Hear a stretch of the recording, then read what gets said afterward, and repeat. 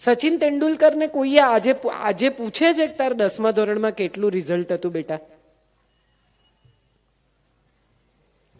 ટેલ મી, તારું 10મા ધોરણનું સર્ટિફિકેટ બતાય. આવું એને કોઈ દિવસ ક્યાંય પણ કોઈ પણ પૂછે છે? લતા મંગેશકરને કોઈ એવું પૂછે છે કે મેડમ તમારા 10થમાં કેટલા માર્ક આવેલા? MF હુસેનને કોઈ દિવસ કોઈએ એવું પૂછ્યું છે કે સર તમે જે સ્કૂલમાં એડમિશન કેમ ના મળ્યું? સવાલ એ છે કે માણસને સ્કિલ સાથે જોડેલો રાખો. એનામાં કેટલી બધી આવડત છે, એ આવડતને શોધો. સંજીવ કપૂર જ્યારે રસોઈ કરતો હતો ત્યારે એને કોઈએ બાયો નથી કહ્યો, સાહેબ. તમારો છોકરો રસોડામાં આવીને એમ કહે ને કે મમ્મી મારે કંઈ બનાવવું છે, તો ખુશ થજો, કારણ કે દુનિયાભરની 5 સ્ટાર હોટેલના બધા શેફ પુરુષો છે. અને 5 સ્ટાર હોટેલના શેફને જે પગાર મળે છે ને એ કોઈ પણ એન્જિનિયર અને ડોક્ટરથી વધારે છે. આપણે ગૂંચવાયા છીએ અને માટે કદાચ આ સમજણનો સેતુ તૂટી ગયો છે. આપણે બધાએ પ્રાયોરિટીનું લિસ્ટ ખોટું બનાવી કાઢ્યું છે.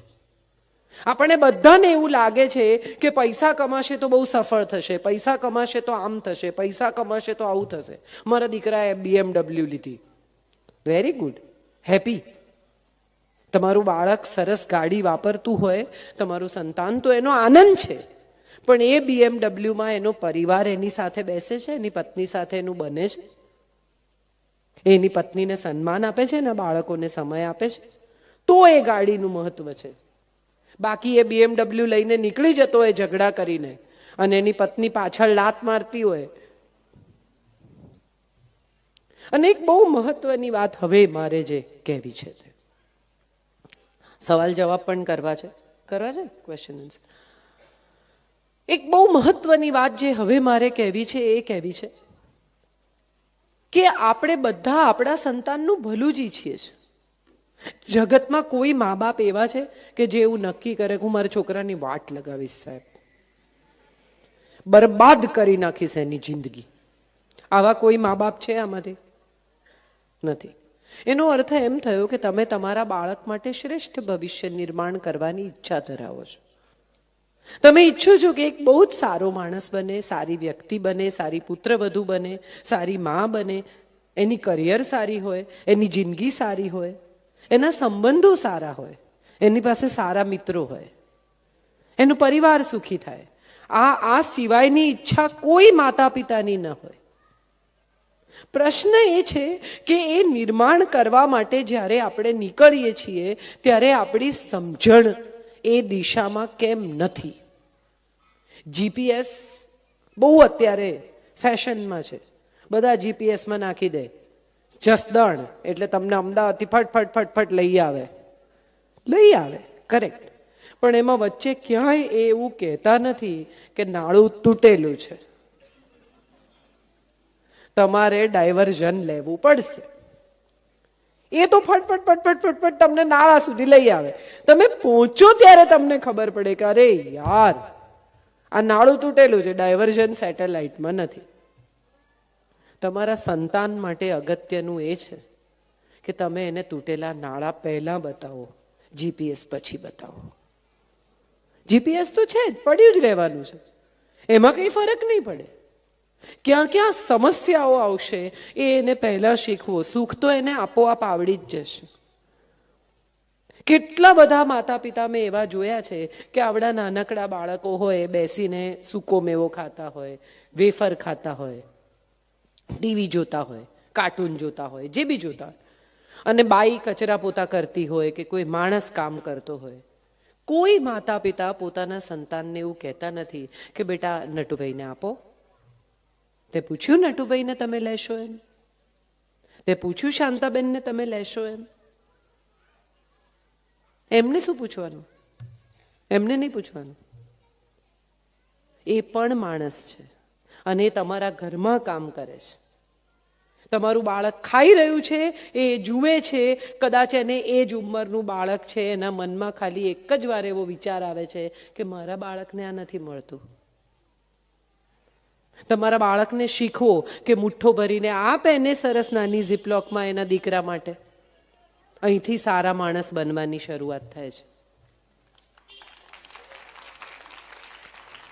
એની પાસે જે રમકડા છે જે નથી વાપરતો, વર્ષોના વર્ષોથી એ રમકડા પડ્યા છે, હવે એ આઉટગ્રો થઈ ગયો છે, આઉટગ્રો થઈ ગઈ છે, મોટી થઈ ગઈ છે, તો એક કામ એ કરો કે એની જ પાસે એ રમકડા છૂટા પડાવો કે બેટા આમાંથી શું નથી રમતી? આ ઢીંગલી તું રમે છે? મેં તો તને જોઈ નથી 1 વર્ષથી એની સાથે રમતા. આ ગેમ તું રમે છે? મેં તો તને 1 વર્ષથી નથી જોયો આની સાથે રમતા. આ બેટ તું વાપરે છે? તે તો હવે નવું લીધું મોટું લાકડાનું. ચલો આપણે બધું બહાર કાઢીએ. એક બાસ્કેટમાં ભરાવો અને અંડર પ્રિવિલેજ્ડ એવા બાળકો પાસે લઈ જાઓ કે જેમની પાસે આવા રમકડા નથી, એને તમારા બાળકના હાથે અપાવો. લે આ લઈ જજે નહીં. દર દિવાળીએ, દર માર્ચ મહિનામાં એની બર્થડે પર એવો નિયમ કરો કે એ જે નથી વાપરતા એ વસ્તુઓ એ બીજાને આપે. અને જો આ કરી શકશો તો તમે ડેફિનેટલી એક એવા માણસનું નિર્માણ કરશો જેને લોકો ચાહશે, જેને લોકો પ્રેમ કરશે. પૈસા કમાવા તો બહુ સરળ છે દોસ્ત. દાઉદ પણ બહુ પૈસા કમાય છે. પૈસા કમાવા અઘરા નથી. શાર્પ શૂટર્સ પણ બહુ પૈસા કમાય. પૈસા કેમ વાપરવા એ શીખવજો તમારા સંતાનને, કારણ કે પૈસા તો તમે આપી જ જવાના છો. એણે હવે પોતાને માટે ઘર નથી ખરીદવાનું, એણે હવે પોતાને માટે ગાડી નથી ખરીદવાની જે તમારે ખરીદવાની હતી. First house was such a wonderful thing for all of us. પહેલું ઘર ખરીદ્યું નાનકડું 1 બેડરૂમ કિચન હોલનું, ત્યારે કેવા એક્સાઇટેડ હશે બધા જ એ લોકો કે જેને માટે પહેલા ઘરની ખરીદી હતી. મને યાદ છે કે મેં મુંબઈમાં પહેલી વાર 1 બેડરૂમ કિચન હોલનું મારું ઘર ખરીદ્યું તો આમ દિવાલ પર હાથ ફેરવતી કે મારું ઘર. કેટલો સ્નેહ! હવે 4 બેડરૂમના 5 બેડરૂમના ઘરમાં એ થ્રિલ જ નથી. એ 1 બેડરૂમના ઘરની જે થ્રિલ હતી, જે આનંદ હતો, આમ ચાવી અંદર નાખતા જે ગૌરવ થતું હતું, એ હવે નથી થતું. કારણ કે એ મજા હતી, એ જુદી મજા હતી, એ સ્વતંત્રતાની મજા હતી, એ મહેનતની મજા હતી, એ સંઘર્ષની મજા હતી, એ પરિણામની મજા હતી. એ મજા તમારા બાળકને કરવા દો, એને બધું જ હાથમાં ન આપો. એ સંઘર્ષમાંથી એને પસાર થવા દો, એને એ મહેનતની કિંમત થવા દો. એક છોકરો રોજ એના પપ્પાને કહે 20-22 વર્ષનો કે મને ભાગ આપી દો, મારે તમારી જોડ નથી રહેવું, મને ભાગ આપી દો, મારે તમારી જોડ નથી રહેવું. એટલે પિતાએ કહ્યું કે સારું જા, જઈને $1 કમાઈ આવ. તું જે દિવસે $1 કમાઈ આવીશ એ દિવસે હું તને ભાગ આપી દઈશ. છોકરો ગયો ને એની માને કહ્યું કે આ જો ગાંડા જેવી વાત, યાર લોહી પી ગયા મારું. એટલે માએ $1 આપ્યો, જા આપી દે તાર બાપાને, પતે વાત. આપણે બધા કરીએ છીએ આવું. એટલે એણે જઈને $1 પિતાને આપ્યો. પિતા ફાયર પ્લેસ પાસે ઊભા હતા, આગ બળતી હતી. યુરોપની કથા છે. પિતાએ $1 નાખી દીધો અંદર. અમેરિકાની કથા છે. પિતાએ $1 નાખી દીધો અંદર. $1 બળી ગયો. છોકરો ઊભો રહ્યો. પિતાએ કહ્યું આ તું કમાઈને નથી લાવ્યો બેટા, જાઓ કમાઈને લઈ આવો. ભાઈ પાસેથી, દાદાજી પાસેથી, ડ્રાઈવર પાસેથી, માળી પાસેથી, બેન પાસેથી, કાકા પાસેથી રોજ $1 લઈ જાય, રોજ પપ્પા ફેંકી દે અને રોજ કે કમાઈને નથી લાવ્યો. એક દિવસ અકળાયો, પિતાની બૂટ પોલિશ કરવાની કીટ લીધી, સ્ટેશન ગયો, 4 બૂટ પોલિશ કર્યા, 25-25 સેન્ટ લઈને આવ્યો. પિતા સ્વિમિંગ પુલ પાસે ઊભા હતા. આવીને કહ્યું કે લો $1. પિતાએ જોયા 25-25 સેન્ટને ફેંકી દીધા સ્વિમિંગ પુલમાં. શૂઝ સાથે, બૂટ પગમાં પહેરેલા શૂઝ સાથે, ઘડિયાળ સાથે, પૂરેપૂરા કપડા સાથે છોકરો કૂદી ગયો. આમ આમ કરીને અંદરથી 25-25 સેન્ટ શોધી લાવ્યો કે એ ફેંકવાના નહીં, હું કમાઈને લાવ્યો છું. આ સત્ય છે, ગમે તો પણ ન ગમે તો પણ. મહેનતની જે કિંમત છે એ જગતમાં ક્યાંય પણ તૈયાર મળેલા પૈસાની, તૈયાર મળેલા ઘરોની, તૈયાર મળેલા વાહનોની નથી. અને સૌથી મોટી વાત એ છે કે મા બાપ છે ને ઓનેસ્ટ નથી થતા. કઈ વાંધો નહીં. એમાં આટલા બધા એમ્બેરેસ થવાની જરૂર નથી. એને કદાચ નહીં મજા આવતી હોય, શાંત ચિત્તે એને હેન્ડલ કરો. કોઈ મા બાપ છે ને ઓનેસ્ટ નથી થતા.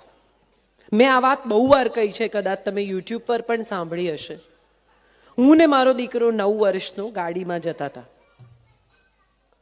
અને એક છોકરો આવી જ રીતે જેમ મેં વાત કરી એમ આમ કરીને નીકળી ગયો આગળ. એટલે મારાથી ગાળ બોલાઈ ગઈ. હું ગાડી ચલાવતી હતી, મારી માં સુરતી છે.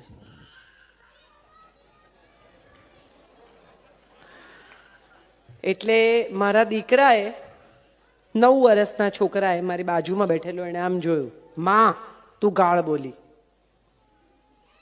હવે જો હું એમ કહું કે હું નથી બોલી તો હું જુઠ્ઠી છું, કેમ કે એને એના કાનો કાન સાંભળી છે. હું જો એમ કહું કે ગાળ ન બોલવી જોઈએ બેટા, સારું ના કહેવાય, તો હું એને પ્રીચ કરું છું એવું જે મેં કર્યું નથી, એટલે હું એને માટે આદર્શ નથી. એટલે મારા રડાર ખુલ્યા બધા. મારી જે બુદ્ધિ ઇન્ટેલિજન્સ મેં કામે લગાડી અને મેં એને પૂછ્યું, મેં કીધું તને કોણે કહ્યું કે આને ગાળ કહેવાય?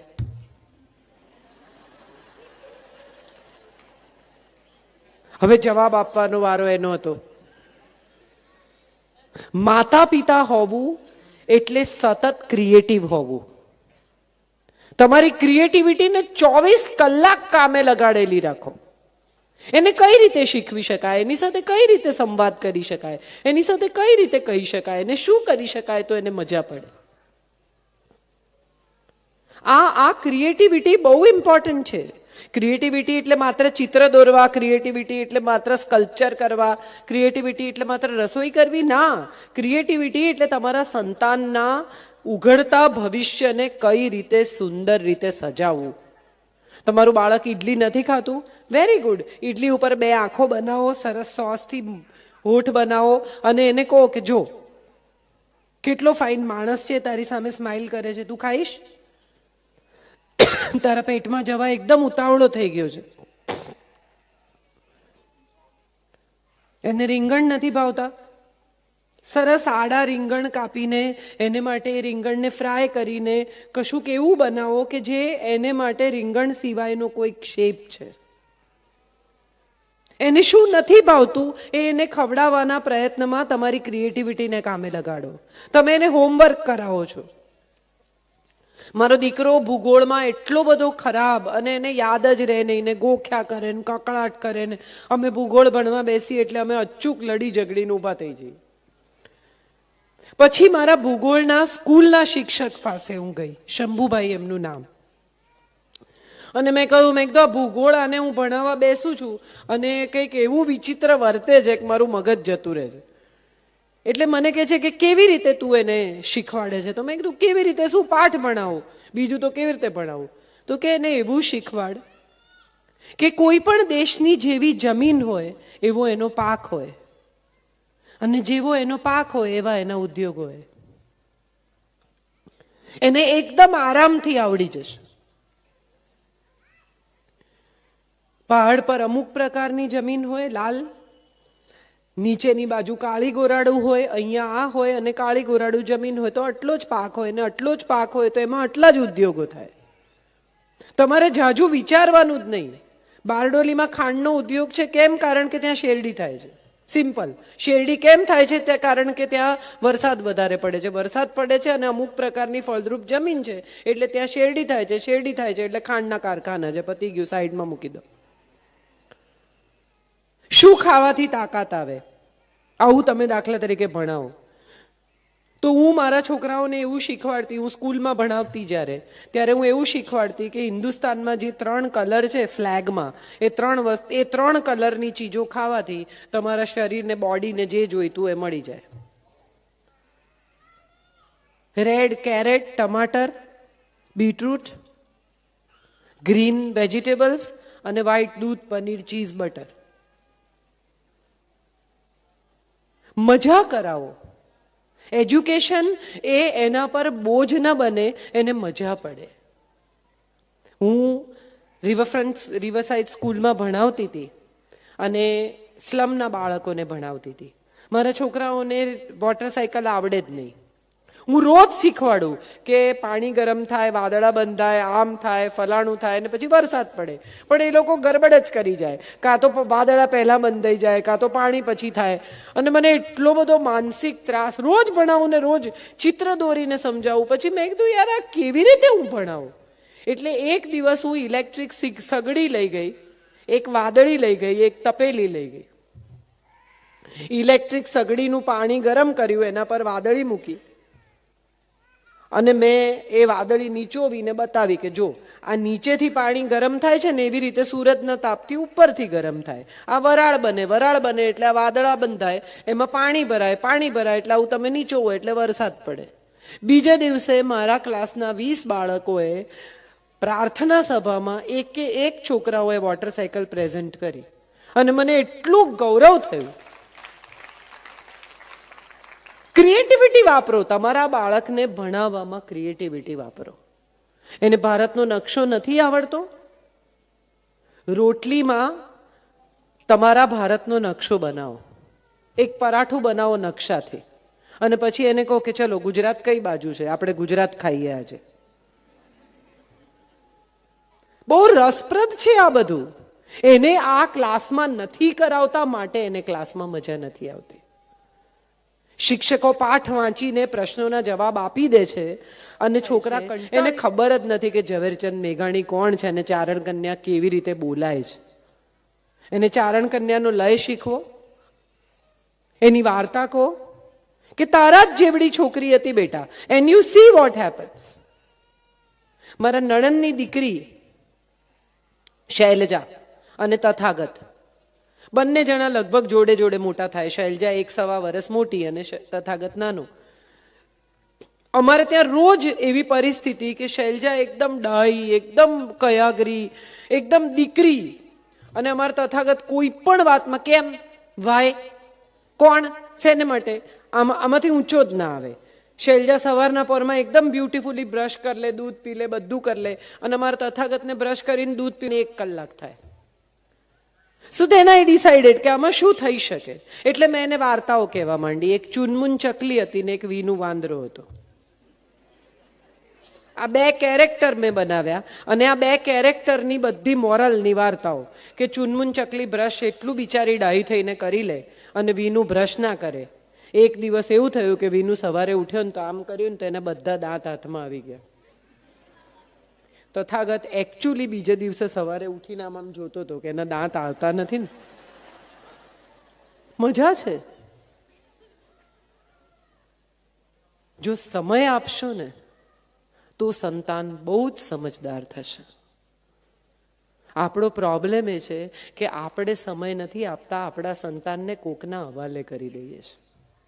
એ ટ્યુશન ટીચર છે, એ ક્લાસ ટીચર છે, એ મ્યુઝિક ટીચર છે, એ સ્કેટિંગ ટીચર છે, એ પેઇન્ટિંગ ટીચર છે, એ ગ્રૂમિંગ ટીચર છે, એ અંગ્રેજી બોલતા શીખવે છે. અરે તમે બોલો એની સાથે અંગ્રેજી, તમારું અંગ્રેજી પણ સુધરશે. બંને ખોટા અંગ્રેજીમાં એકબીજા જોડે વાત કરો અને પછી તમે ડિક્શનરી લઈને જુઓ કે બેમાંથી કોણ ખોટું બોલ્યું. નીલ બટા સન્નાટા નામની એક ફિલ્મ છે. મને ખબર નથી કેટલા લોકોએ જોઈ છે, પણ રૂપલબેન તમારે ફિલ્મ અહીંયા બતાવવી જોઈએ. એક છોકરી છે કામવાળી બાઈની. એને ક્લાસમાં એના ટીચર પૂછે છે તારું સપનું શું છે, તારે શું બનવું છે? અને એ છોકરી કહે છે કે શું બનવાનું? એક્ટરનો દીકરો એક્ટર, એન્જિનિયરનો દીકરો એન્જિનિયર, ડોક્ટરનો દીકરો ડોક્ટર, તો બાઈની દીકરી બાઈ. ટીચર ગભરાઈ જાય છે. એની માને બોલાવે છે કે તું આટલી મહેનત કરીને અને આટલી સારી સ્કૂલમાં ભણાવે છે, આ છોકરીનું તો કોઈ સપનું જ નથી. બહુ જ દુઃખી થાય છે એની માં. અને જ્યાં કામ કરે છે ત્યાં જઈને આ વાત શેર કરે છે. અને શેર કરતા કરતા એનાથી એવું કહેવાય જાય છે કે 10મા ધોરણની પરીક્ષા હું ન આપી શકી કારણ કે મારા મા બાપ પાસે પૈસા નહોતા. કદાચ મને કોઈ આજે ભણાવે તો હું ભણવા તૈયાર છું. જેને ત્યાં કામ કરે છે એ શહેરની બહુ જ જાણીતી ડોક્ટર છે. એ એને કહે છે બોલ ભણીશ, હું તને ભણાવું. અને એ એને એની છોકરીના જ ક્લાસમાં એડમિશન અપાવે છે. Same school same class. બધા છોકરા 10મા ધોરણમાં 15 વર્ષમાં અને આ 35 વર્ષની માં. અને પછી માં દીકરી વચ્ચે કોમ્પિટિશન શરૂ થાય છે કે કોને વધારે માર્ક્સ આવે. થઈ શકે આ. ફરી પરીક્ષા આપો.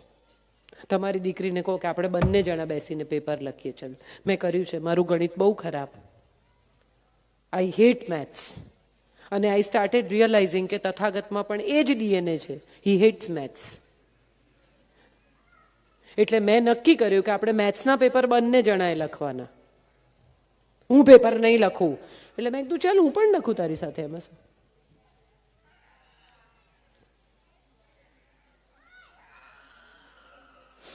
હું માનું છું એને હવે બહાર લઈ જાઓ. એના પર બહુ અત્યાચાર થઈ ગયો.